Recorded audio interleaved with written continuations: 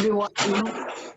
Welcome to the online extended leadership development workshop that WNU is organizing together with the ex-fellows. This is a fantastic moment to share experiences and bring up some innovations. I am Patricia Wieland, the head of the World Nuclear University. So I would like to start today with some great news. So we have great news coming from India. Kakrapar 3 reached the first criticality today. So this is something for us to celebrate together with them, and it's really a big achievement nowadays. It's really good, and this is a great introduction to our event today about stakeholders' involvement. We start with great news. So today we will discuss some practical dimensions of effective communications and stakeholder engagement. As you know, there are 439 nuclear reactors in 30 countries, and they are producing more than 10% of the world's electricity. And over the past 50 years, the use of nuclear energy has reduced CO2 emissions by about 60 gigatons, which is amazing, and nearly 2 years worth of the total global energy-related emissions.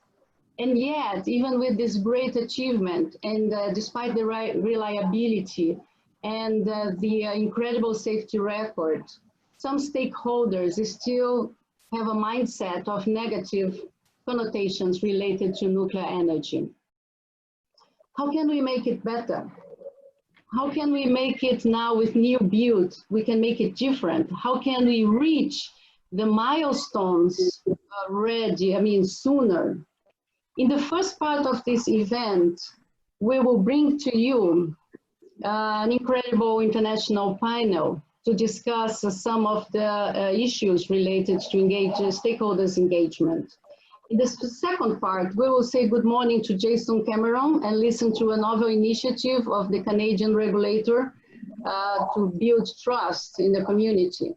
We will also present the platform for the networks of nuclear innovations on effective communications. Finally, we'll have a networking group activity, and I hope that you enjoy the session very much. So, as you know, we have online event etiquette. Just to remind you, parts 1 and 2, only the panelists will have the video and audio on. Please send your questions in the chat box. Put something like Sarah will be taking care of that, and then to make her life easier, mention who you're going to send the question to, and also make like a capital Q or interrogation mark, something that she knows it's a question and not a comment. And then networking part, everyone will have the video and on, okay? And if you want to get in touch with us, for any technical reason, use the email, and this event is being recorded. So before we proceed, I would like to thank all of you who participated in the survey of women in STEM, and we are now working on the results, but anyway, this is still open. If you want to participate, it's a very quick one, and we will wait for your any other input until the next Friday. So the survey is on. Just as a teaser of some findings, I'm going to share here with you. 81% have experienced or observed barriers or to opportunities on career to women, and from the most reasons why, and the main one is a negative workplace stereotype bias. Women needing to work harder than men to prove themselves, lack of self-confidence. And of course, this is a fantastic survey that will bring also solutions. So we asked for suggestions, and we also asked for any encouragement for women. So this one is something that I love. Keep on doing what you enjoy despite challenges. Everybody has challenges. So now to warm up our discussions, let's do a quick poll. Jen, if you could share with us the poll, please. So if you could answer that, is your country planning or constructing a nuclear power plant? And then you submit, and please write in the chat box, which country are you from? So that we know the variety of countries that we have here today. So write in the chat box the name of your country.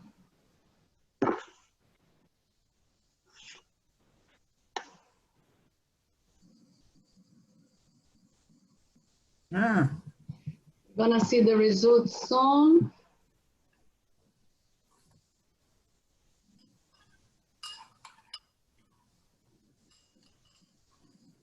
Okay, now you can see the results. Yeah, 71%. Amazing. So, and then we have loads of people in the chat box saying who they are from.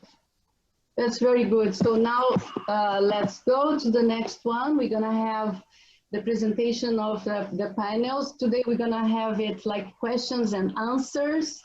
And I will introduce to you our fantastic panelists. David Hess is our colleague at World Nuclear Association. He's policy analyst, writer, and he's the author of Talking Points, that little booklet that all of you received, and now there is a new version, 2019 version. Lisa Berthelot, IAEA Stakeholder Involvement Officer. I know her for so many years. She has done a fantastic job. He knows everything on many, many countries, what they are doing on stakeholder involvement and all the great evolution that there was in this area. Henry Ormus, he was a fellow last year with us in the Summer Institute. He works for Mthombeni, and he will talk about new build in Estonia and Fermi energy. Kirsti Kogan, I think all of you know from social media, and she was, you know, being prepared. I mean, she was getting ready to go to Japan to lecture in the Summer Institute this year. She is co-founder and executive director of Energy of Humanity for Humanity. And Princess Mthombeni, so she is fellow. She was fellow in 2016 in Canada, nuclear stakeholder management advisor for the government in South Africa. So it's a great panel with lots of different experience. We will go around with questions and answers, and I hope they will be very inspiring for you all. And also please write your questions in the chat box. So, okay, let's go to the first round. And it's a very short storytelling, please. Share with us, please, panelists, any recent successful experience in engaging stakeholders on new build projects. And it can be from any perspective, public, parliament, regulatory bodies, NGOs. And I would like to start with you, David. I will stop sharing. Oh, gee, thanks, Patricia. Okay, well, first of all, thank you for having me on this panel. So pleased to be here. I don't get to do these often enough, so I'm just thrilled to bits. When it comes to talking about stakeholder engagement in new nuclear projects, I don't have too much direct experience, so I can really only talk about the work which I've been involved with. And what I have done a bit of is trying to reach out to potential newcomer countries and getting them to accept nuclear, or in some cases, in fact, change their mind. It might not be obvious to most people, but I'm actually Australian, and occasionally the nasal twang comes in, you can just about hear it. But of course, Australia has long maintained an anti-nuclear policy. And it was only, oh gosh, was it last year? It was last year now, that they ran a consultation at the federal government level, organized by a parliamentary committee, to see whether or not they should essentially change the anti-nuclear law in Australia. So I guess the advice which I would kind of give is that, you know, when you're looking at doing or filling in consultation, some of you might be in that position in the future. Something that you could do is always look at the terms of reference of that consultation and realize that that governments want things to be as easy as possible, and the more specifically you address their points rather than make the points that you want to make necessarily, the easier life will be in the long run. And I guess the other thing I would say there is that you know, it's incredibly difficult from somebody who's like halfway around the world to really meaningfully influence policy in a new country, or to reach out to government stakeholders there. The only way that change is going to happen is if there is a committed bunch of local and active advocates who are working towards that. And I'm sure a few people in this panel will know who I'm talking about here. They're the ones you know, who can make the connections, who understand the local issues and the local people well enough to make a change. And as an outsider's, from an outsider's perspective, I think the most important thing you can do is support those local advocates. And I'm pleased to say that as a result of the consultation, that parliamentary inquiry sort of decided that Australia should take tentative steps towards exploring a potential nuclear program, and that they would do further studies of the feasibility and consider certain technology options. But you know, we got the important concession that nuclear wouldn't go ahead. Believe this is an improvement, but without the public acceptance from the Australian people. So I think that we're in a much better position now as a result of this, and you know, WNA inputted into that, as did a lot of the nuclear industry. And if they hadn't, I don't think we would have gotten this result. Well, that's fantastic. So that's really with a public consultation, the public needs to be active to support nuclear. So now I turn to Lisa Berthelot. So your experience, storytelling, a success. Thanks, Patricia. Hi, everybody. Thanks for the kind introduction. And wow, what a panel to be a part of. It's such a pleasure and an honor to be here. So thanks so much for the invitation.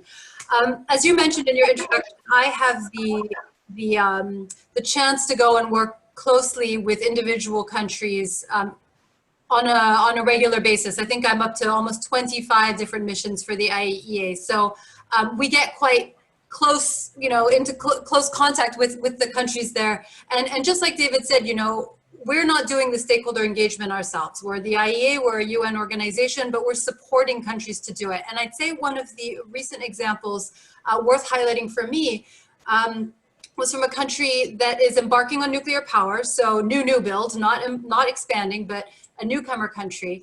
And the goal of the mission there was to draft a stakeholder engagement strategy, a national one. And who we had in the room were members of representatives of ministries, of the NEPIO, the Nuclear Energy Program Implementing Organization, the regulatory body, the future owner operator. I think we had some technical support organization reps in there. And we all rolled up our sleeves, and together they crafted a strategy. And I think seeing that cross-organizational cooperation at those early stages is really, really important, because it helps them then define their roles and responsibilities once they branch out and need to, you know, independence for the regulator, and their roles become more publicly visible in terms of those separations. So that cooperation at that level, I'd say, was something that really jumped out to me. And just as a second example, what amazing displays and exhibits we see in some of the public information centers, whether they're virtual, online, or physical, mobile. There are countries, Saudi Arabia, Belarus, there are some countries doing outstanding things in terms of their outward engagement that's not just focused on nuclear necessarily, but talking about energy mix, talking about climate, talking about the things that are misunderstood or just an unknown to many people. That's yeah, amazing. So this initial internal cooperation in the country is something that we have to keep in mind. Now let's see in Estonia, Henry. So hello everyone. Hello everyone. Greetings to all, especially to my dear friends from Summer Institute 2019. Good to see many of you here. So I'm Henry Ormus from Estonia. I'm currently living and working in Finland in working in Westinghouse in Fennovoima in this Finnish new build project, Hanhikivi 1, as a change manager here. And also I'm a co-founder of Fermi Energy, which is the Estonian company established last year to build SMRs to Estonia, the country with no nuclear experience.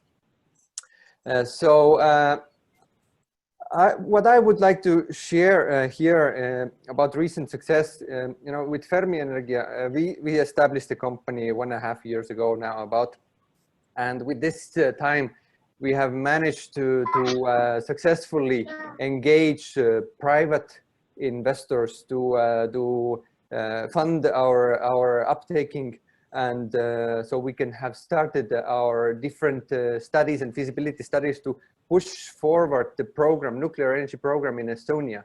And we have received already quite positive feedback from the government and from the officials of different ministries.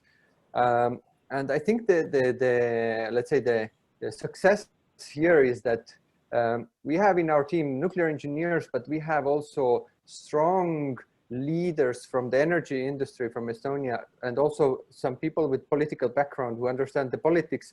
The other CEO of the utility of Estonia, ex-CEO. So we have strong connections to the business world in Estonia. And through this, we have managed to speak with a lot of key stakeholders, especially in the government and ministry sides, to introduce this project. With one-to-one meetings mainly, because this is the way you explain and you can openly open up the discussion really freely. So this has been the key. And last year, or actually this year in January, we launched our pre-feasibility study in a conference where already a prime minister came to open the conference, which was a quite big success for us, and with a good also some international participation. So the success factors are like you need to have enough high-level people to support you and to have a lot of one-to-one meetings to push forward for your project. And now we are in this stage that the Minister of Environment has signed a memo which asks the government to initiate the Estonian Nuclear Power or Nuclear Energy Committee, which is the NEPIO by IAEA terms. So we are pushing forward heavy, and this is taking a lot of my free time because I'm still working in Finland in the other new build project. Oh, so, congratulations. Yeah, it will pay off, I'm sure. And this is the same thing. It's very similar to what we heard recently from Hungary. Their example that they had the NEPIO super high up in the government, in the decision making. So getting the right people, right time, right in the beginning in the feasibility studies. Fantastic. Now, Kirsti, you must have lots of experience. Let's share with us. Oh, thanks. Hi, everybody. So I've just been noticing that we have more than 20 countries represented here today, which is really extraordinary. So yeah, as Lisa said, a huge honor to be joining you all virtually. Thanks for the invitation.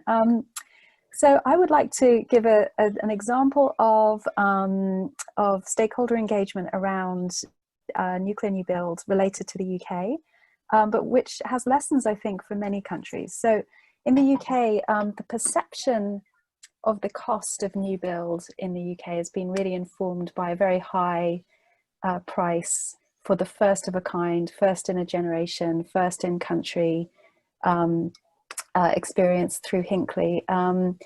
It really sort of created a perception that nuclear new build is very expensive and will experience delays, and you know, really created a lot of doubt amongst many stakeholders, including policymakers and decision makers, that we can rely on nuclear energy to make a meaningful contribution towards meeting our net zero goals.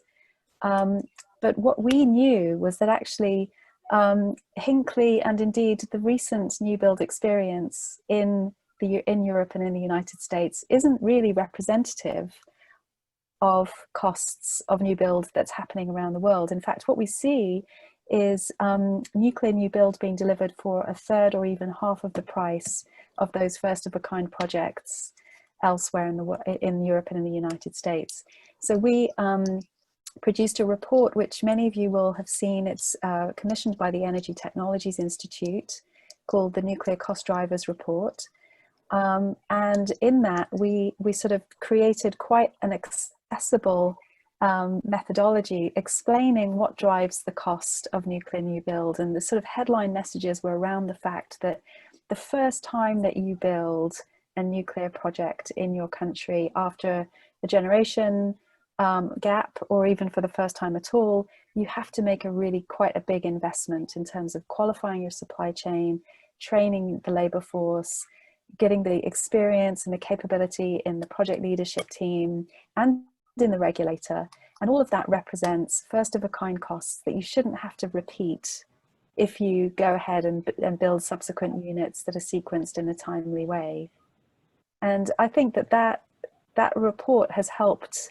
It's made a contribution towards a much better understanding amongst stakeholders in the UK and elsewhere around, you know, that investment that you make not necessarily being representative of nuclear costs in general, but actually then you can really quite rapidly achieve a really significant cost reduction from that first of a kind experience if you go ahead and you take a more programmatic perspective on new build. And I'll just say one more thing, which is that we didn't just write a report and throw it over the fence to government and hope they would read it. We conducted more than 20 stakeholder meetings after the report was finished, and we also engaged with a lot of stakeholders during the course of doing the research and writing the report, so that we could update people as we went along. But then we went and we said, this is what we found, and you know, we presented it to them, because what we know is that really the vast majority of people are very, very busy and they won't necessarily have time to really read and digest and fully internalize, you know, 100-page report. So it's really important that you go to the people that you actually want to reach and tell them what you found. And I think that was an important feature in having the kind of impact and leverage that we've had. Okay, that's great. So it's a focus group approach. And also kind of explaining, and you know that UK is a model for many other countries, so it can be like another country can get the example from UK and say, look, this is terribly expensive, but so it's always good to have the right perspective and explain that. And this report must be really fantastic. If you feel free to share here with us. Yeah, of course. Really good. I'll send it around. Yeah, thank you. And I guess the quick thing to say is that it was a very evidence-based approach. So we weren't trying to persuade anybody. What we were doing was presenting the evidence in a very accessible way, and that was really important for the credibility of the findings. Oh, that's fantastic. Thanks. Okay. Now I'm turning to Princess. Princess, what are the news from Africa? It's I can tell you, before you say anything, I think the young generation in Africa, they are doing a fantastic job. I don't know what you're going to talk about, but I would just share this one. So now I turn to you, Princess. Go ahead. Thank you so much. And thank you, Patricia and WNU, for the invitation to be part of this event. And a special greetings to all my fellows from 2016 Summer Institute. I have to be biased. Okay, with regards to the recent success of stakeholder, we're doing quite a lot. Okay, I will talk about South Africa, not really about the AYGN. We're doing quite a lot, but for today, I will talk about the two recent activities that we have done, which I think have contributed massively, not only in changing the narrative, but also in terms of partnership building and influencing decision making. And before I do that, let me give you the recent updates in terms of our nuclear program in the country. In October 2019, the government gazetted the Integrated Resource Plan, IRP, which supports a balanced energy mix with nuclear being part of the base load. And then recently in June, last month, the government published the request for information for 2,500 megawatt nuclear new build program. Now back to the success stories. As I said, I will talk about two, and the first one being the labor movements, which are known as trade unions. In South Africa, the organizations in the nuclear industry, the employees there, they are part of a trade union called NEHAU. So NEHAU in 2018, they organized a protest to the Government Department of Mineral Resources and Energy. And the protest, they submitted a letter of demand to the government. And two of the demands were, one, they were saying no to IRP that does not have nuclear. And the second demand was the government must issue the RFI, because there were a lot of misconceptions or misinformation about the nuclear being costly. So yeah, since then, we've noticed that workers in the nuclear industry have gained confidence in terms of engaging people in public spaces, particularly on social media. So they, unlike before, which is something that has been lacking before, I don't know if it was a matter of maybe the media policy in their organizations, but now they feel more protected to engage people in the public. So yeah, labor movements are powerful and they are able to influence national policy as well as the public participation. I would encourage any newcomer country to consider collaborating with them. And the second one I'm going to talk about is the one that fascinates me. We have a WhatsApp group. It's called Let's Talk Energy. Basically, it's the energy debate WhatsApp group. It has who's who in the energy industry, all the executives and leaders of different organizations in the energy industry. It has politicians, government officials, it has journalists, it has media personalities, radio, TV, and at some point we had the president of the country in the group, but yeah, it's too busy, he couldn't keep up, so he left. So yes, I have the president's cell number, I can hook you up. The group has actually done well in providing the platform for professionals of different energy organizations to share information on what their technology can offer. Some of the organizations in the group were part of the stakeholders who actually gave inputs in the parliament during the drafting of the IRP. In 2019 elections, we recently had elections last year, and during election campaign, we had opposition parties campaigning using nuclear in their manifesto. They were saying they were gonna include nuclear in their energy mix, which is something that we've never had before. And then, yeah, so the group has in a number of times also persuaded nuclear professionals to respond to negative media articles and social media posts that are aimed at discrediting nuclear technology. Even those who are against nuclear technology, they are very careful right now as to what they say in public platforms, because they know that there is a group, a trending group, where they will be called to account. Admin there has everyone's number. And yeah, so that's basically it. The group has actually done well in influencing both decision-making and public participation. So these are two of my success experience in engaging stakeholder on nuclear build programs. Fantastic, Princess. So this is also that we have also in Brazil. So that was set up by the National Association for Nuclear Energy. I think it works really well to have high-level people and the experts in the same page with what's going on and kind of sharing things and what's coming up and being active in replying to whatever comes in the media. So that's really, really great.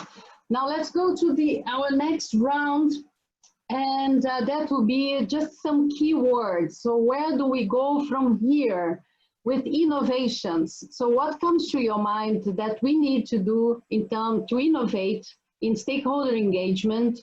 Of course, the ultimate objective is to reduce the time where we reach the milestone 3. So how do we innovate? So just say few words, keywords on what has to be done. David, you start the round. Mute. You muted. Yes. Thank you again, Patricia. I guess I just have a few points. Once again, oh, sorry, I'll keep it short. But I think it's important that that nuclear companies especially look to work with their friendly associations. If there is an established trade association, it can bring a lot of people together share a common view and improve your output. Amazing. The Yes. point I would make is that I think that nuclear companies should be more willing to pay for public relations. And this is a trend that's improving now, but hasn't always been the case, right? There's still a tendency to sort of to be homemade, and still a tendency to sort of take what we think is good without necessarily road testing it on what the public or our stakeholders think is good, to sort of adapt a bit there. Third point is that we should remember that the first word in social media is social. And that when we're using social media platforms, we shouldn't forget that element, and remember that most people prefer talking to a person rather than an organization. And there's a lot of stuff that goes with that, including that, you know, we should be more open to a diversity of opinions and definitely try to build inclusivity into the number of people talking about these things and the amount of issues that we actually listen to. Fourthly, and this is something which I'm kind of looking at a bit now, but I really think that the nuclear sector needs to work upon really developing a stronger sense of communication culture. And there's a few things which go with that, but it really means kind of elevating communication up the list of priorities in the business plan and the strategy with sort of everything we do. And it also sort of involves kind of shifting from a bit of the sort of conventional top-down management approach, which is very common in nuclear even to today, towards empowering communicators and sort of encouraging more of a bottom-up flow, which I think would really improve the speed and the quality of communications with nuclear on a range of issues. So not specific to new build, but those are my answers. Oh, that's amazing. Totally agree. Lisa, what about you? Some key words? Sure, thanks. My first word that I would like to share, and I'm just going to share this with you as a visual, hopefully you can see this, is diversify. I think we need to diversify the ways in which we communicate, and we talk about innovation, and absolutely we should be as innovative as possible and go those routes that will wow people and attract their attention. But there's something to be said for those standard, you know, grassroots efforts as well, those coffee table conversations. So this is just what the IAEA is doing. You know, we publish publications, we have training courses, technical meetings, we go to countries and work bilaterally. We do webinars. Webinars, you know, is, I think that came up as one of the examples. That is a very cost-effective way of perhaps being innovative. I mean, it's quite a simple thing to do. And then e-learning and other things as well. So I just wanted to show that with you quickly because I think diversification is key. There's no recipe that will work for all stakeholders. And the second point I wanted to make is a little bit tied to what David was talking about.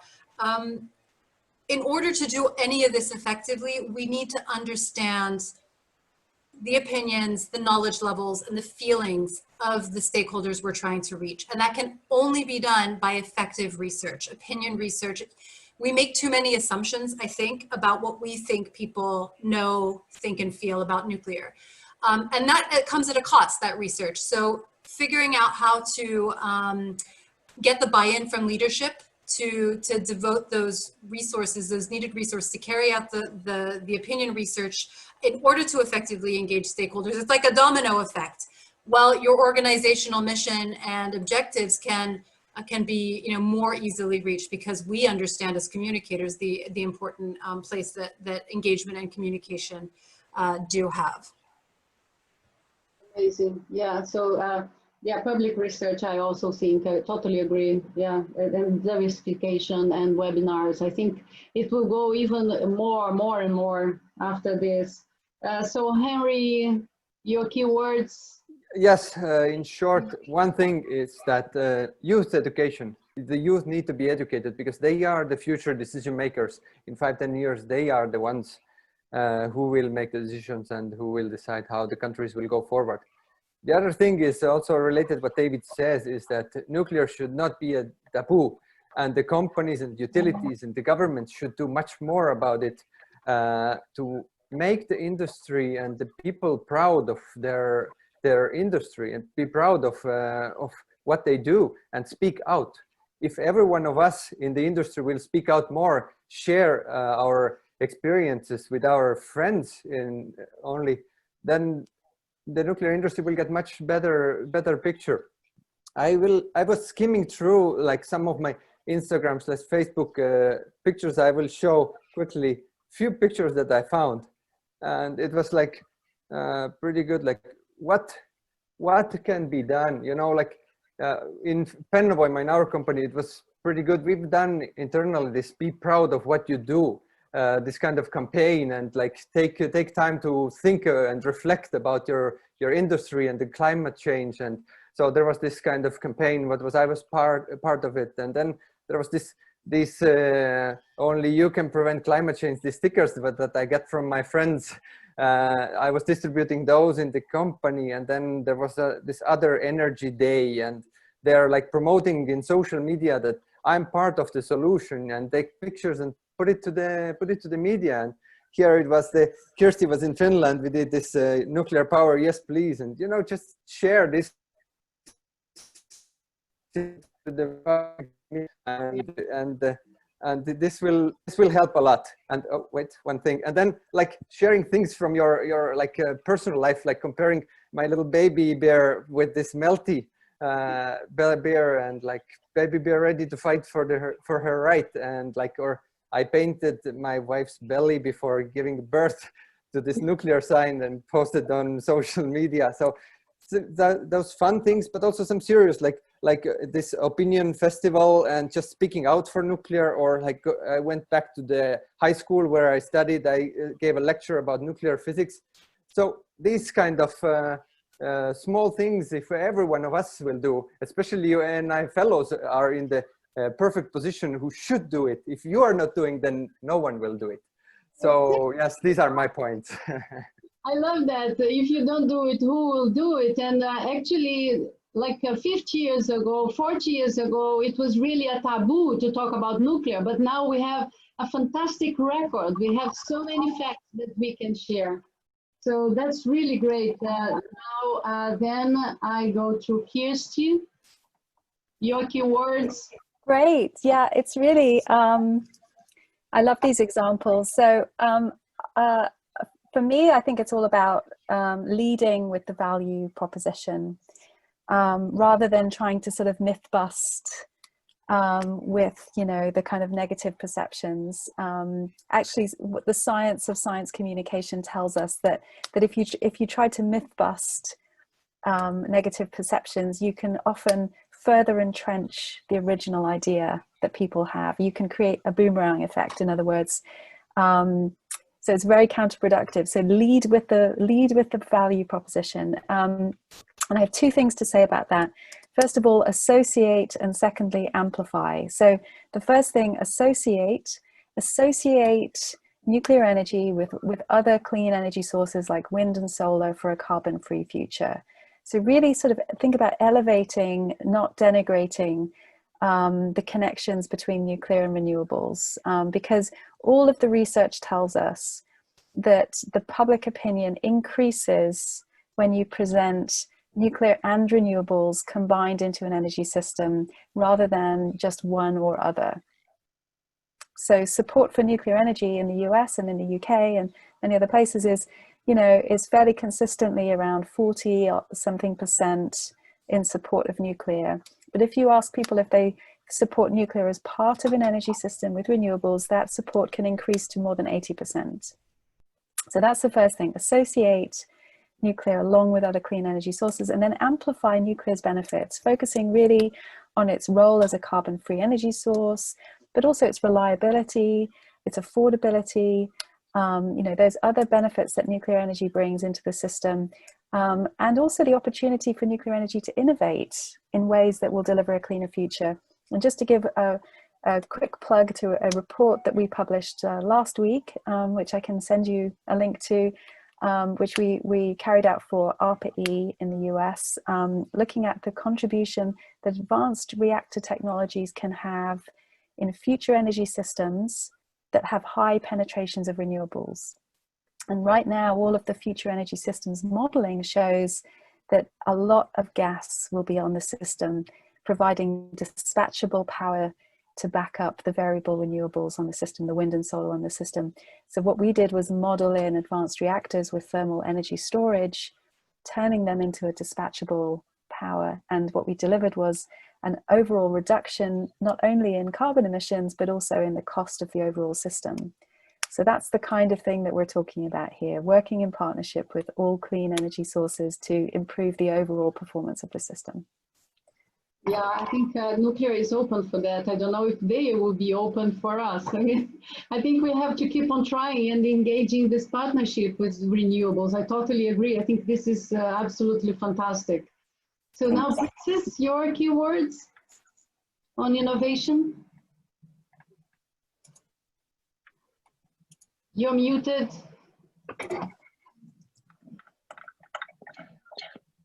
Oh, sorry. All right, we're talking innovation yet. I can't master one thing, which is unmuting myself.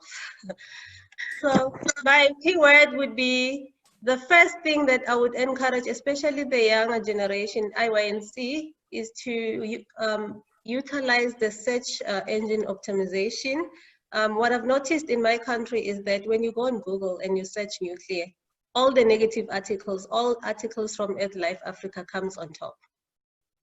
So, and I think it's organizations such as those NGOs, IYNC, AYGN, all the younger generations that can actually use the tool to benefit the nuclear industry. The second one, I would encourage all the nuclear professionals to normalize responding to media articles and social media posts, whether they are negative or positive about nuclear, because their visibility in public platforms will go a long way in getting the support from the public.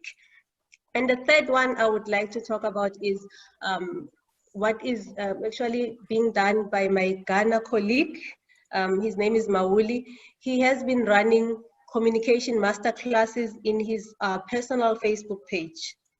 He's been inviting leaders from different organizations, interviewing them on his own personal page. Why I'm mentioning this is that you don't have to start big, you can start small. Thank you. Okay,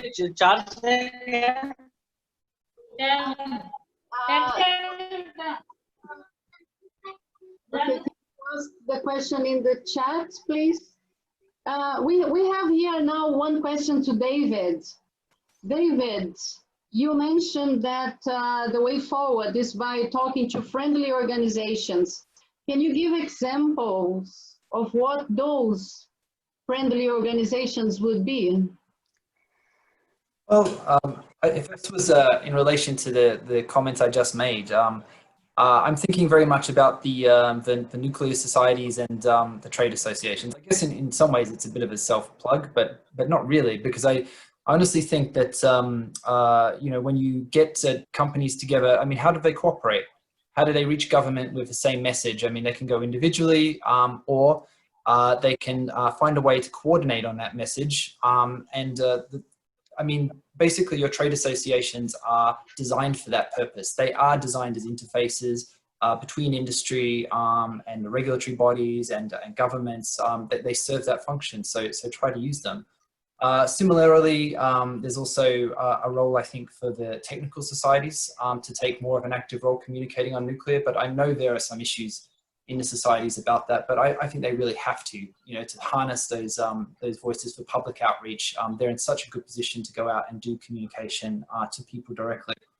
But lastly is also just finding the associations and the organizations which are basically aligned to you in some way. Finding those connections, so like the labor unions, perhaps, for example, thinking of I don't know, steel workers or something like that, where there might be a connection between nuclear and other industrial sectors in the economy. If you get those partnerships together, then you are much more effective than when you go to government on your own and try to make your arguments. That's my point. Okay, that's great. So now warming up for the next round of questions. I'm going to ask one question to the audience, to the participants. So please write in the chat the keywords. Which aspect of communications now is the biggest challenge in your country? So what would be really something that is it's not going well in stakeholder engagement in your country? What's the challenge?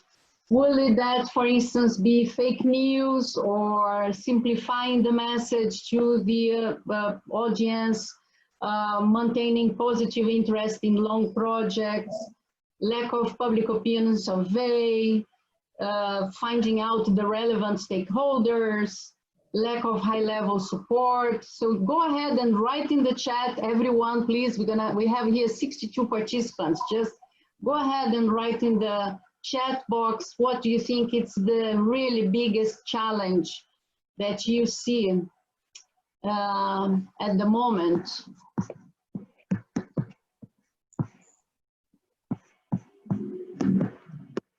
I will even put mine. Okay. Amazing. And I also suggest the panelists take a look of what's coming up. So we have fake news, depolarizing nuclear energy, project delivered risk, waste issue, the perception and difficulty in getting investments, social license and financing. Amazing. Oh, Kish, you have to leave. So we are closing. Okay. So now let's go to the last round. I mean, this is the round on the mishaps and what to avoid in communications. David, I will start with you again. So really keywords, what is really the way to failure? What to avoid? What to avoid? I think Kirsty really made a good point when she talked about, you know, sort of overemphasizing safety communication, basically overemphasizing negative messages. And this is a trap I think many of us fall into. I've certainly been guilty of this myself in the past, right? But, you know, it's not enough just to convince somebody that nuclear is not bad, right? I mean, that just kind of, that's the sort of the hygiene that just lays the ground. But in order to really change someone's mind, you need to give them positive reasons to accept. So I think, you know, one of the things which we often get wrong is that we just, we still focus too much on emphasizing negatives, even trying to turn negatives into positives when they're not. And the other big mistake, which we still make, I think, personally, is that we're often just too slow to communicate, right? The nuclear industry tends to be, you know, perfectionists. They want it to be right. But often when you're dealing with a fast-moving media cycle and whatever, you just cannot afford to take ages to respond, and you need to engage more quickly. Okay, that's fantastic. Kirsty, would you like to be the next one? Because I know you have time pressure. Maybe you could just go ahead. Sure. No, I think those are good points. You know, I think the being more collaborative outside of our immediate industry is important. Building coalitions of support. I already mentioned the importance of thinking about the value proposition across the whole system. And of course, you know, this is an old statement, and hopefully, you know, not very relevant now, but, you know, traditionally, a lot of the communication has been around emphasizing safety. And of course, you know, that's, again, an example of reinforcing a negative perception, however well-intended it is. So I think it's really important to be very clear about what is sort of an internal communication. So obviously in the industry, the commitment to highly professional, very high quality, a lot of rigor, and a lot of you know, standards and training associated with maintaining extremely high levels of safety. All of that doesn't have to be translated into our external communications. And of course, some examples that you know, people like to give are, you know, to compare with the airline industry, for example, that doesn't advertise itself on its safety record, but on the service that it provides. And I think that's something that we could really apply much more wholeheartedly in the industry, which is really to sort of emphasize the incredible value and the incredible service that we provide in terms of a very small environmental footprint, providing very reliable, very affordable, very clean energy, which delivers an incredibly important service for quality of life. So, you know, it's as simple as that. Let's focus on that. Okay, fantastic. Now I go generally, Henry, Lisa, Princess, do you have any mishap or anything that you would like to share that should not be followed? Yes, So I can add quickly. One thing is what I personally experienced, like shouldn't go into the argument with the people who are in strong opposition against nuclear. So we're just wasting time and energy. And this is what we shouldn't do. We should focus on these people who are in between and who are possible to influence. The other thing is the transparency is the key. We need to be fully transparent always. I have some examples, but I will not go into details. But once you are not transparent, once you make a small mistake, then it will be very difficult to later kind of turn this mistake into good. So to correct that. So full transparency, even if we know some problems, we need to speak out. We need to speak out. Yep, thank you. Okay, fantastic. Lisa, Princess, do you have anything to add? Yes, just to add on what David said about as the industry being reactive instead of being proactive, I would definitely talk about the content and packaging of our messages. I know we have to associate with other sources of energy, but also when we engage ordinary people, we should not sound apologetic about promoting nuclear. Let's leave the balanced energy mix rhetoric to government officials and politicians.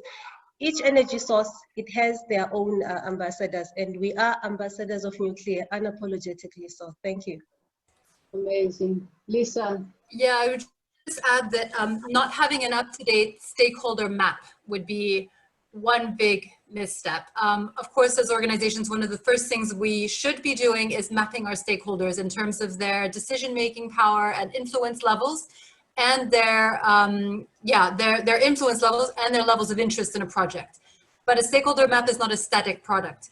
And it actually should inform where you are at one point in time, but also where you'd like to go. So which stakeholder groups are not very interested in what you're doing, but you'd like them to be more interested. For example, our Gold Star partners that we all want, IRENA, the renewable communities, all of those third-party, potential advocates we'd love to have on our side, talking about the environmental message and the role that nuclear has. But also, and this is where we've seen that concretely, where not having an up-to-date stakeholder map can really hurt you. There's an embarking country that was doing fantastic engagement efforts. They were doing so many initiatives with schools and working on that K through 12 STEM engagement. But one group that they failed to engage with was the political party that was not in power. And if you ignore those groups that are not on your side or you think aren't worth it, well, when they come to power, well, in this particular instance, the program was canceled entirely. And it's not to say that it's because of poor stakeholder engagement only. There were other issues as well, but it's so important to engage with everyone. Just brainstorm whoever should be put on that map and keep that map up to date. Amazing, thank you. We just got on one question here, which is something that happened last year and this year, and and really caused lots of discussion. So we had the Chernobyl series and then HBO, and we have the Dark series in Netflix. So what we should do with that? So individuals. Kirsti, I will start with you this one. So what we have to do with it? Nothing, or reply, or make another video? So. Well, I guess just, it's a teachable moment. I think it's like it brings everyone's attention to the topic, and you have an opportunity to, have a big discussion. And that could be with your friends and family, or it could be in the media, or it could be in your blog, or, on social media. It's a teachable moment. And actually with Fukushima, for example, we saw an initial dip in support for nuclear energy when the accident first happened, but then actually support increased to a higher level than it had been before in the US and in the UK. And one theory for why that is because of this teachable moment, that actually there was a lot of media coverage and discussion, and people paid attention, and so yeah, absolutely engage and discuss it. That's That's great. So in the networking part, we will be dealing with influencers. So it will be a little bit on that. And now I turn to the very last moment that we would like to hear your 10 seconds, your elevator speech on nuclear. So, I mean, something that we would even quote you in the social media after this event. And as we have Kirsti that we'll have to leave at 2, I'm going to start with you, Kirsti, your elevator speech on nuclear.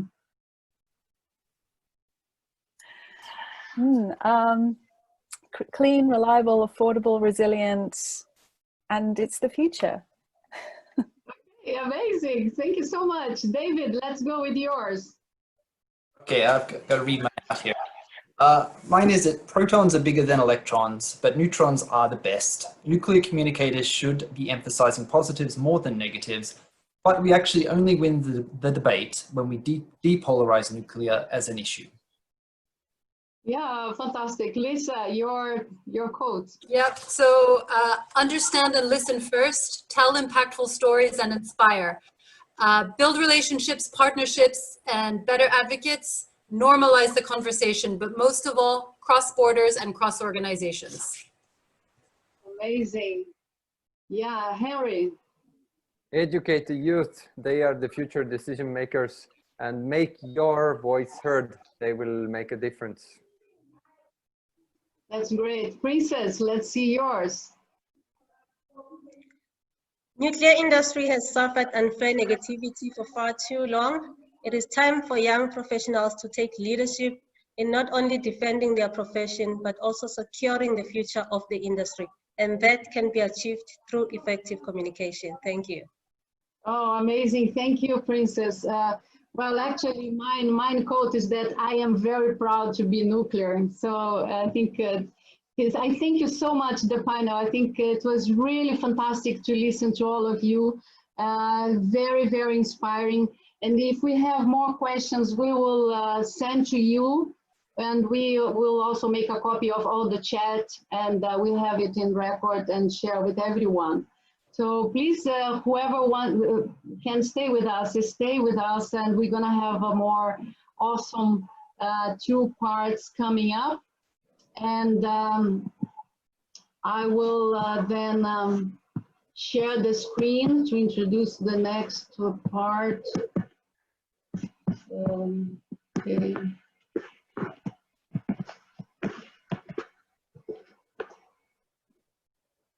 Okay.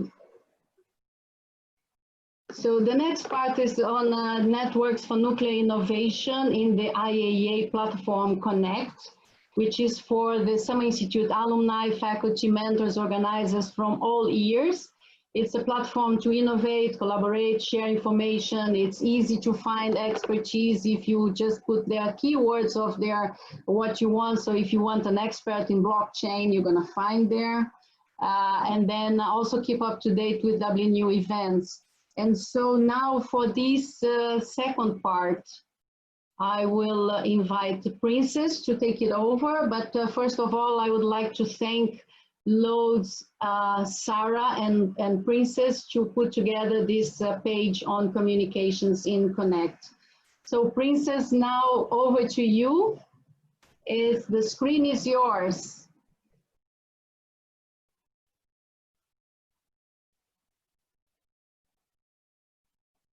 Princess, you are on mute. You are on mute.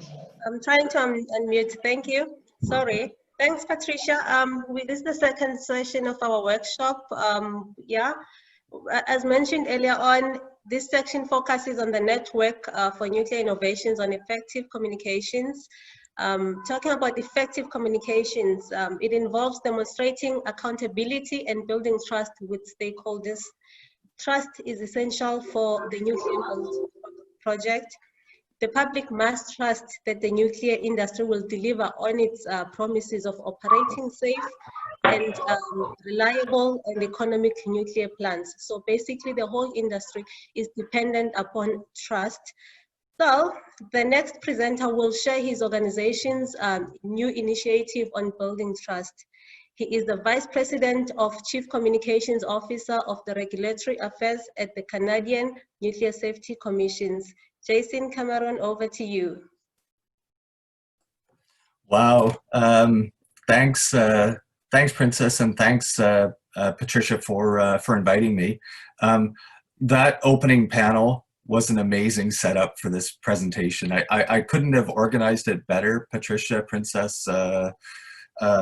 Thanks, Lisa, David, Christy. I know you've left already, and Princess, your comments.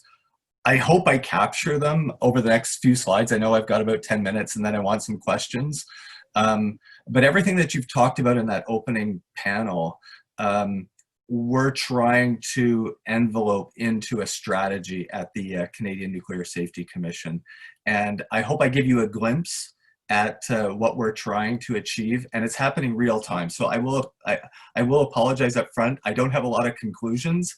I have a lot of trajectories of things that we're working on, and they capture elements of every single one of your panelists that have spoken this morning. Princess, if you can move us to slide number 3, I'll skip the outline slide and we'll go straight to the mandate slide. You've had amazing mentors and amazing fellows as part of the WNU Summer Institute. So I think you guys know the Canadian Nuclear Safety Commission well. I know Lisa Teal's on the line as a great mentor, and I see many CNSC staff that were previous fellows with the Summer Institute. So you know us well. Our mandate as a nuclear regulator here in Canada, it's to protect the health, safety, and security of Canadians and the environment, and to make sure that we're doing Canada's commitments on import and export controls and the implementation of IAEA safeguards here domestically. You know by now that we're both a regulatory body, but also a quasi-judicial administrative tribunal that renders decisions here in Canada on nuclear projects. That makes us neutral and not promotional of nuclear energy. So we'll get into that a bit in the Q&A, because some of the conversations places us in a unique position in terms of the conversations that you've already had. CNSC staff provide advice to our commission for regulatory decision making, as well as implementing commission decisions and enforcing compliance. We're located in Ottawa, 9 locations across the second largest country in the world, about 900 staff and $170 million to implement this mandate. So Princess, bring me to the next slide. And I'll touch on something that, that David mentioned a little bit in his presentation. We've set out 4 priorities under our new President Romina Velshi, who joined us a couple of years ago.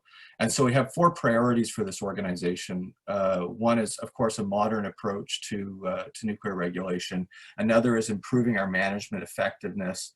One is global nuclear influence, and it's great to have this chat virtually in a COVID environment with so many countries across the world. But finally, one that David mentioned, and that's to elevate, trust and effective communications at the highest levels of the organization. So, and that is something that we've brought, and I'm going to delve a little bit deeper into being a trusted regulator. But to Patricia's point too, in terms of some of the teasers that's coming up in terms of the WNU's activities, all of this is underpinned by a commitment by our organization and our senior management team for respect, diversity and inclusion in everything that we do, and enhancing women in STEM, not just in terms of our own environment, but to the extent that we can influence that more broadly. So Princess, if you can move me to slide number 5. We've taken a look, and we've tried to build on the tactics which have been discussed in the previous panel, and we've come to the conclusion that trust is important and almost essential in effective communications. Building trust is a long-term and complex endeavor. There's no easy answer, and there's no roadmap to achieving it. And you guys have spoken to some individual characteristics in individual environments on your own experiences. And we're embarking on that here at the CNSC and with Canada's nuclear regulator. So Patricia, slide number 6. We've actually set out an organizational goal that strives to ensure that the CNSC is a trusted regulator and is actually part of a comprehensive organizational strategy that's needed in order to bring the CNSC to the next level in terms of effective communication and building trust here domestically. It's built on 3 things. It's built on generating confidence in the CNSC. It's built on something that's specific in Canada, a little bit unique in Canada, and that's in enhancing and building trust and advancing reconciliation with Canada's Indigenous groups, which is something that is unique to our history and our country here. As well, it includes a component on internal trust inside your organizations. And that's one on enhancing your organization's culture and building that around the principles of respect and inclusion. I won't talk a lot about internal trust. Not enough time to talk about that today, but if anyone wants to reach out to me afterwards, I'd be pleased to talk about that. Princess, if you can move me to slide number 7. These 3 puzzle pieces come together and they actually build on some shared values and behaviors. And I heard that in the panel that just spoke before me.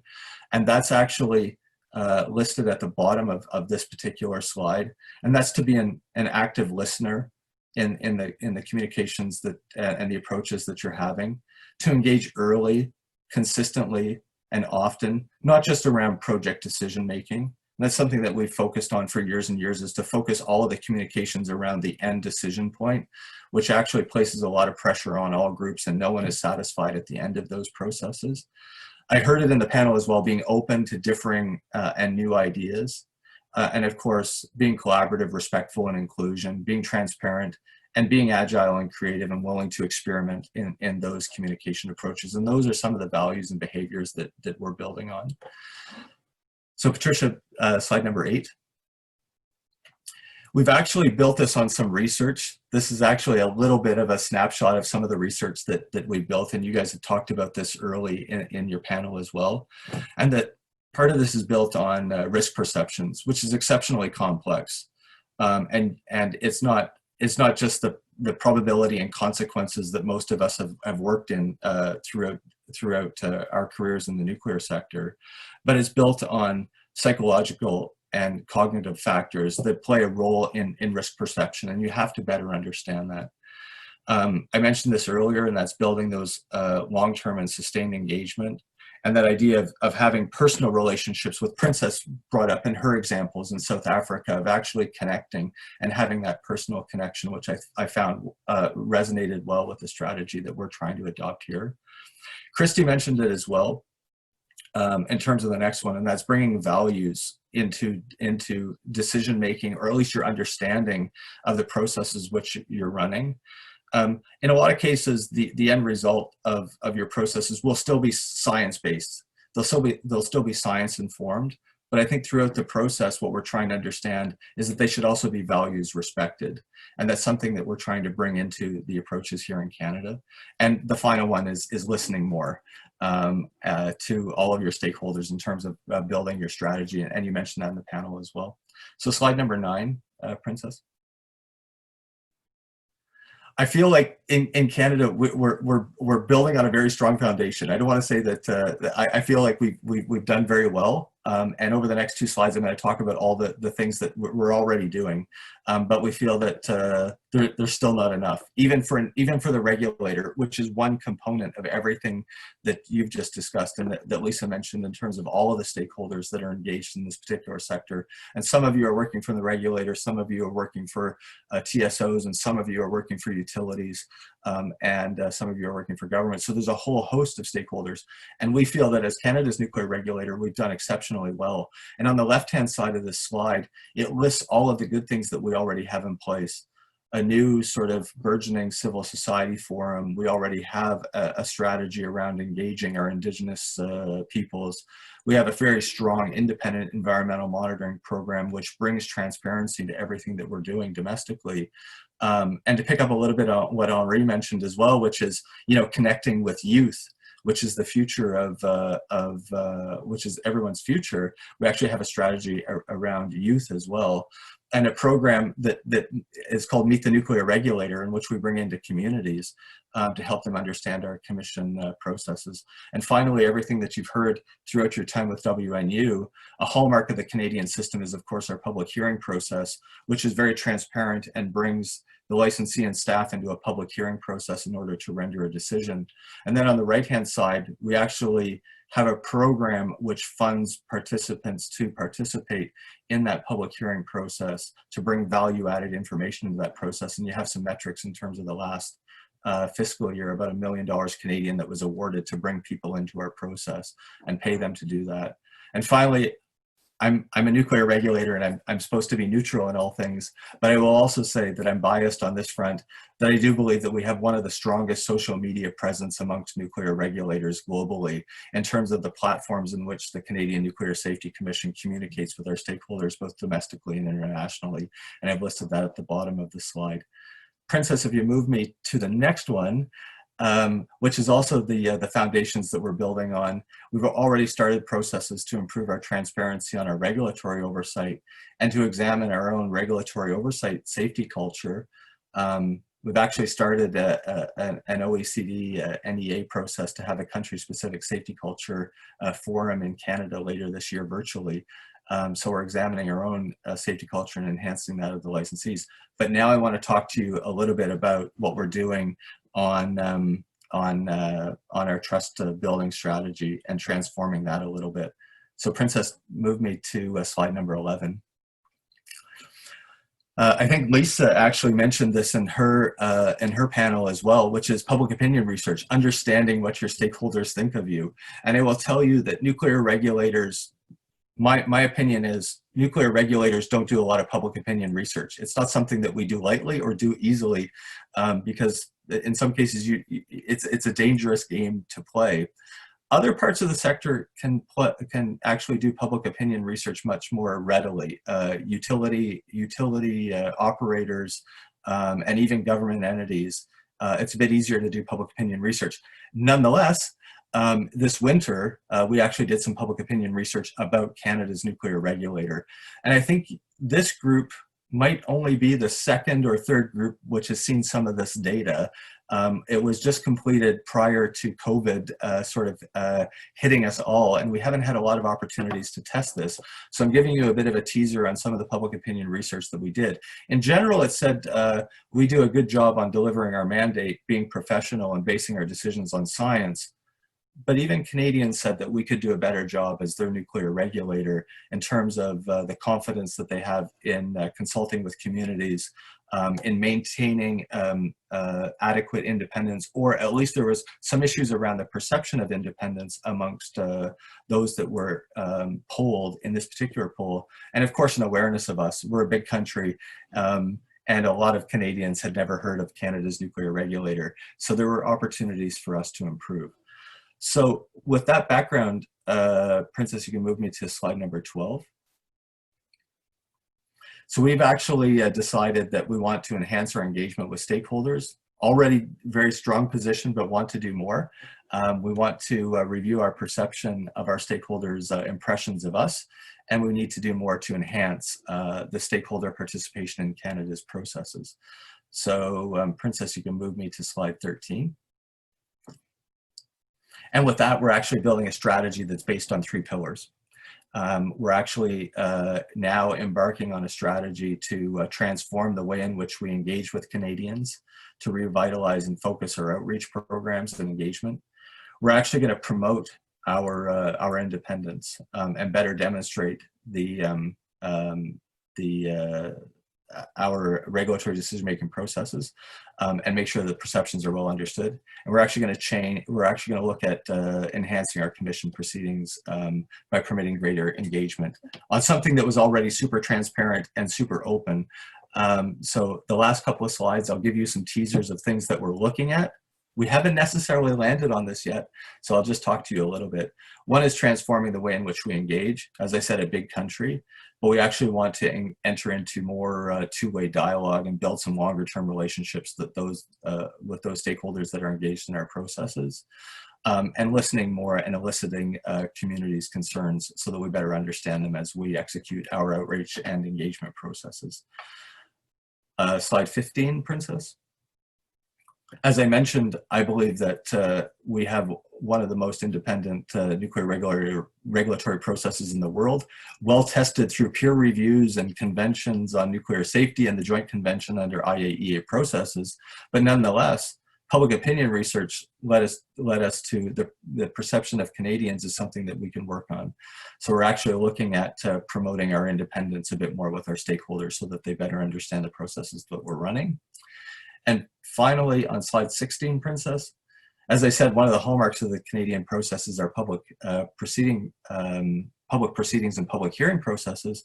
But here again, we've also said that we're going to look at making them more flexible, more responsive, and more transparent to the stakeholders that engage in them. And finally, I guess my time is running out. My final slide. We're taking every opportunity to learn and to grow. I feel like we're in a continuous learning environment in this particular sector, and even as Canada's nuclear regulator, we can't rest on our laurels. I felt that we've had a very open and transparent process, but one that needed to be modernized, and so we're actually enveloping it around a trust strategy. This is a bit of a focus group because it is something that we are building real time, probably over the next couple of fiscal years.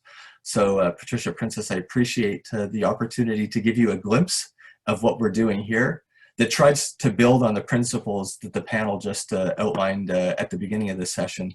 And stay tuned for some updates as we figure out what we're going to do here in Canada to actually promote more effective communication from a regulatory perspective across all of the stakeholders that we have. So thanks for the opportunity to give you a glimpse of what we're doing here in Canada. Thanks. Thank you, Jason. I am looking forward to more updates. Transform, promote, and modernize. Thank you for the tip. We have a few minutes for questions, and I already have one question for you, Jason. It says, what communication lessons did CNSC learn from the false alarm incident at Pickering? Oh, that's a great question. For those, what I'll do, I'll find a way of actually, through Patricia and through Princess, giving you some actual documentation associated with that, because that was a significant event in January of this year. Last month, we actually presented before our commission tribunal the initial lessons learned out of the January event. I will say that there's a few different streams. One was set around the entity at the provincial level in Canada that accidentally triggered that false alarm. So there was a whole host of lessons that were learned that were presented publicly.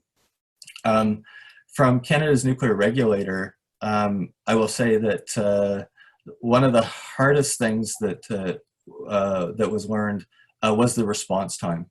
And I know that we all, to a certain extent, I'll go back to what David said. And David said that it's about speed. And we all talk about that in a social media environment, but we lived it in Canada. And I will tell you, 20 minutes, 30 minutes, 90 minutes, like we've been talking now for almost 80. We've been together for 80 minutes. It took the CNSC almost 90 minutes to issue our first communication, and that was too long. And it goes back to a little bit to what David said, which was around flexibility and agility, and there was a host of factors which contributed to what took place. And I will tell you that the integrated action plan follow-up is about a dozen pages of lessons that we learned out of Pickering, even from Canada's nuclear regulator. And I'd say that might be the subject of a separate conversation a little bit later on. But back to David's point, one is looking at enhancing the speed at which you communicate, particularly on social media channels.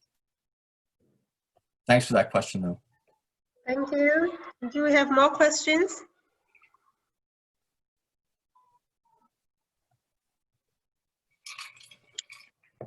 All right, from my side, maybe just a comment, Jason. As you said earlier on, as the regulator, you don't want to be biased.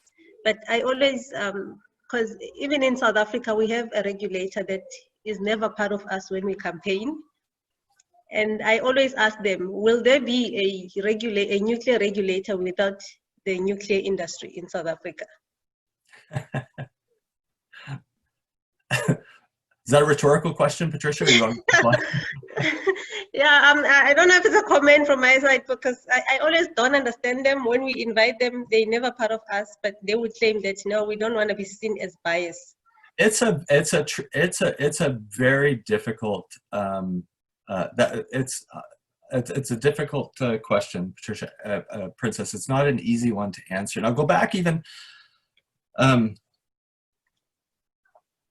Lisa and I have been through some battles before with the IAEA and the stakeholder maps and everyone that's involved in the sector. I'll also say that the regulator has to play that proper role. I'll draw you back to one of the issues around our own public opinion research here, and that was one that led to not understanding the independence of Canada's nuclear regulator. And I'll tell you that in terms of governance and systems in the world, I feel like we can defend our system, but even Canadians in a random public opinion research had some questions around our independence. That makes me exceptionally nervous as the nuclear regulator. And so we have to find the proper and appropriate role for the nuclear regulator in these conversations. And so if you're sensing your regulator is a little bit aloof, I don't know if that translates very well, but aloof in not wanting to participate, it's probably for a reason. It's probably for a governance reason. And so I think that that's what we're what we're trying to find. And I think that that's what we're building with our own trust strategy. And some of the public opinion research that we found that said that we perceive your regulator as being too close to your sector.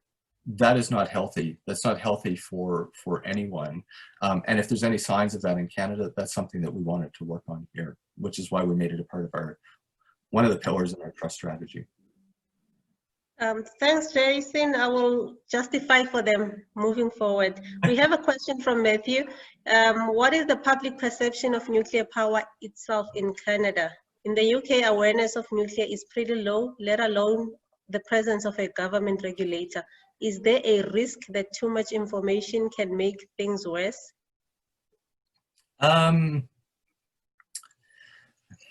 Also, oh, that's another, you guys are good. These are tough questions. I'll go back to what I said early on. Canada is a big country, 10 provinces, 3 territories. It's got 2 provinces that have nuclear as a sizable component of its energy program. In those provinces and those jurisdictions, nuclear energy is better understood than in other parts of this big country where it is not. And I think that that's where you get different perceptions, around the role of nuclear energy. And if I pick up a little bit, I see David's question coming in, and I think that this is something that we're going to see coming up a little bit in the future, and that is that we have other parts of the country that are exploring the possibility of advanced or small reactors that may play a role in those energy systems in the future. And that's where we'll start to test this concept as to how what the perception is in those other jurisdictions that have not seen nuclear energy before. And so we're sort of at the front edge of that consideration here in Canada. So those, this is a well-informed audience. It goes back to those that have had the technology in their communities or in their jurisdictions tend to have a better understanding of the technology than those that don't. And there's a whole host of reasons behind that. But in Canada, because energy decision-making is at the provincial level, it's varied considerably across the country. Thank you, Jason. I think we've run out of time. You can send questions on the chat, but we will send them directly to Jason for a response via email. Jason, are you on LinkedIn so we can follow you? Of course, yeah. Please follow me and connect with me via that. Yeah, Princess, this has been awesome. I appreciate the questions and the opportunity to chat with you. And if anything strikes you about what I've said, connect with me and give us some good advice on how we can move forward. I really appreciate it. Thank you, Jason. We are moving to the next item, which is the IAEA CONNECT structure. And Sarah, are you ready? I am. Thank you. Which screen can you see? Can you see it? Yeah, we can see the screen. Okay, Networks for UK innovation topics. Okay, so I'm just going to very quickly run through what this is, and it might be familiar to a few of you from the last NNI. Oh, sorry.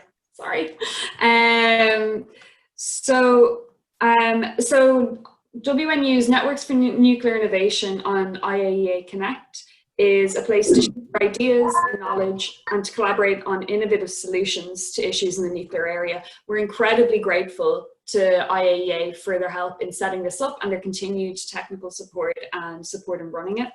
It's open to all WNU alumni, mentors, faculty, and organizers. And if you haven't already signed up, you can sign up now by clicking on the link here. I'll send a copy of this link into the chat now, and I'll also send it out after this event. When you are a member, you can go into the members area and see other members. And you can search for whichever particular skills you're looking for. If you have a project you're working on, or a problem or a question you need answering, you can find people here and connect with them. And this information isn't public, it is only available to the other members. And then kind of the core of Networks for Nuclear Innovation on CONNECT is the topics where solutions and innovations are worked on. So at the last ELD, we demonstrated this waste management page. It was set up by Alina Constantine, who I'm sure you all know. And it includes a discussion forum where people, I see someone's asked a question. You can ask questions, you can have discussions, you can have a back and forth. And then also a resource library where you can share information and share resources. There's currently 2 topics live. Princess is going to talk about another one after this, and there are 2 more being constructed. So there's a number here which are under construction, and we're looking for coordinators to help out with them. If you would be interested in being a coordinator in a page, or if you'd even just be interested in helping out at some point, send us an email. We'd love to hear from you, and we'd love to launch more topics. So our membership is growing at the moment, especially with the launches of the new ones, and we'd really welcome any new members because it's really a great kind of community and facility to have. So if you have any questions about it, you can send them into the chat now, or you can email us at any point. Yeah. Thank you, Sarah. Now we are moving to the next item where I introduce to you, where we launch the Innovation Forum on Effective Communication. Let me reintroduce myself as the coordinator for NNI on Effective Communications. Thank you, Patricia and Sarah, for working the journey with me. Here's the page. This is how it looks like. We welcome everyone to join the Connect and be part of this. Please share your ideas and your advices on how we can enhance the page. This is the first page. As we go to the bottom, we have discussion forum. On the discussion forum, we have the first one, we have the announcement and events. Basically on this part, on this section, we will be sharing the events that are happening in the industry which are communication related, and we will also be making announcements. And we also have the career opportunities and vacancies, which we will share. And on this section of effective communication, we share only what is related to communication and stakeholder relations. We also have the section of news. We will share news around the world. And we also have, yeah, this is just the discussion. The first topic that actually I have was on the unconscious bias in multicultural interactions. Basically, I was talking about what I experienced in my last event, which I attended in Sydney, where I almost got locked up. So please, you're also welcome to share the discussions, to be part of the discussions, comment on the article, and we also have the resource library where we share information, mainly the presentations from the Summer Institutes. That's what we have for now, but we will continue to share more information. This is our section, this is our page. Basically, it's also our industry. Let's work together to share ideas on how we can move forward with regards to effective communication. Thank you, Sarah. Questions and answers are also welcome on the chat. I think as we conclude this part of the session, I would like to ask you which topic you would like to see in the Connect next. Please answer in the chat box. Sarah, please write the question. Which question you would like to see next in Connect? We are done with this section. Thank you very much. And I am now going to hand back over to Patricia. Thank you very much, Princess. Now we will proceed with the networking part.